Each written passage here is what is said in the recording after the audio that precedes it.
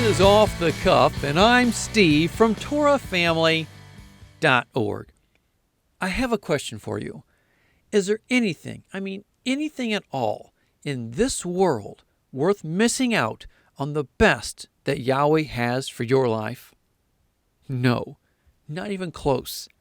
However, when we don't see what He has for us, well, it's hard to keep that in mind.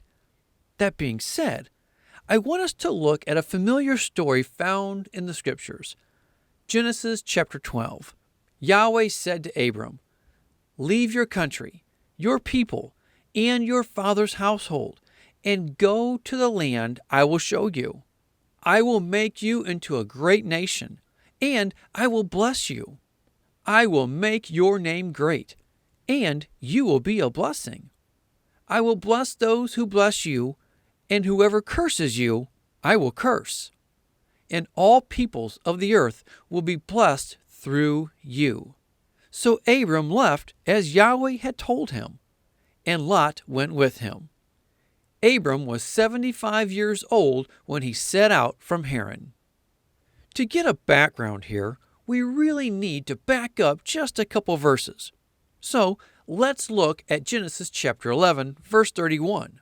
Terah took his son Abram, his grandson Lot of Haran, and his daughter-in-law Sarai, the wife of his son Abram, and together they set out from Ur of the Chaldeans to go to Canaan. But when they came to Haran, they settled there. Here we see that Terah takes his family and heads out for Canaan. But they never arrived to the destination. He actually settled his family in Haran. Though they set out for Canaan, for one reason or another, they compromised and settled for Haran. Why Terah started this journey is not given. We don't see that Yahweh told Terah to do this. However, it would seem Yahweh could have at least placed it on his heart. Now, starting in chapter 12, we find Yahweh calling Abram, later changed to Abraham, out from under his father's head covering, out from the land of compromise to continue on to the original destination, that being Canaan. Yahweh said to him, "Leave your country, your people, and your father's household, and go to the land I will show you." In essence, leave everything you know, everyone you trust, even your firstborn rights, and follow me. He was to leave it all behind.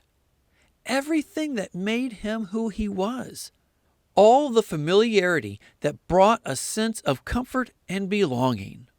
It's something we all have to learn. We have to strip ourselves of ourselves to get Yahweh's best. A full cup of what we want will prevent him from filling our cup with what we need. Let me say that again. A full cup of what we want will prevent him from filling our cup with what we need. If our cup is filled with us, there's no room for him. Thus, John the Baptist's words, "He must become greater, and I must become less." I remember one time seeing a little baby holding on to one of the arms of a chair that he was sitting in. He was reaching with all he had to touch the arm on the other side of the chair, but he just couldn't reach it. Unless, of course, he let go of the arm he was holding on to. Likewise, how often have we said we want God's will in our life, yet all the while holding on to our own will?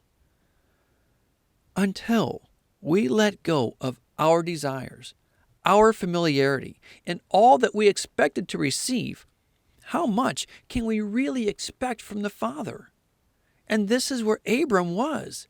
He had to let go and move forward in that which the Father was calling him to.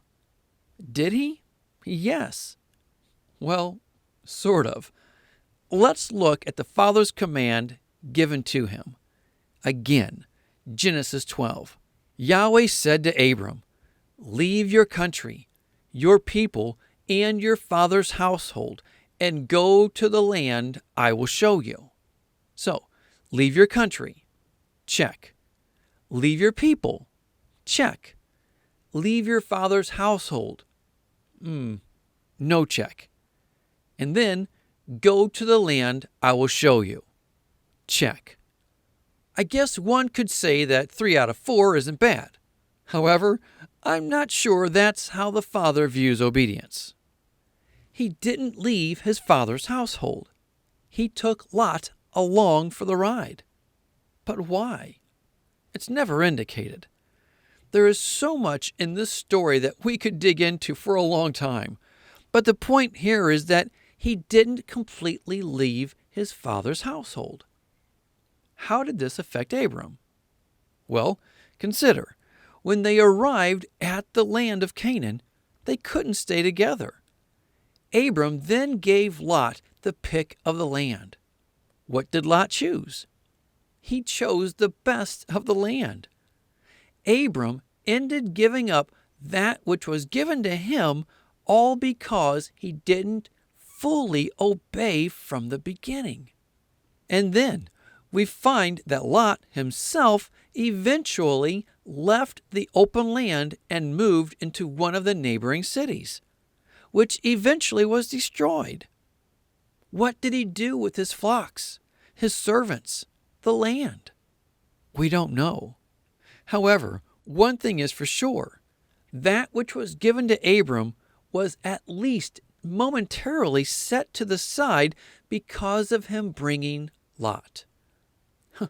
One can't help but wonder how things could have played out if Lot wasn't in the mix. How often we've said that Yahweh may pass on many opportunities to be early, but he's never late. But sometimes I wonder if it's because we're bringing a lot with us that he's waiting for us to remove. The bottom line is, if you want your promised land, you can't take a lot with you. What's your lot in life? What is it that Yahweh is telling you to let go of? What's he telling you to leave behind? Don't let anything or anyone keep you from what the Father has planned for you. There's nothing in this world worth missing out on Yahweh's best for your life. Not even close. Only you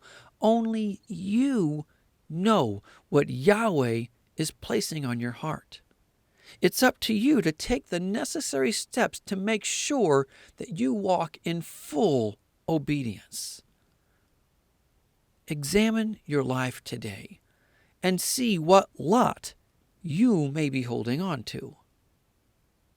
Well, that's all I have. Think about it. Pray about it. But more than anything, be a doer of the word and not a hearer only. Until next time, Shalom.